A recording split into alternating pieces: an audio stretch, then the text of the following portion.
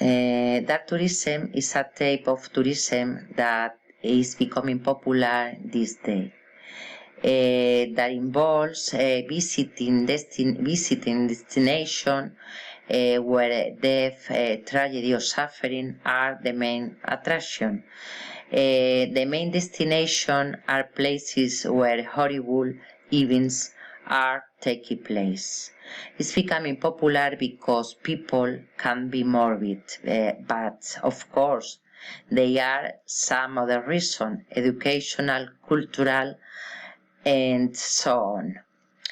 In my opinion, the reasons for this type of tourism are diverse. I think from an ethical point of view, most of them are designed to educate, to entertain and not to educate. This type of tourism exploits human suffering, and that's not right.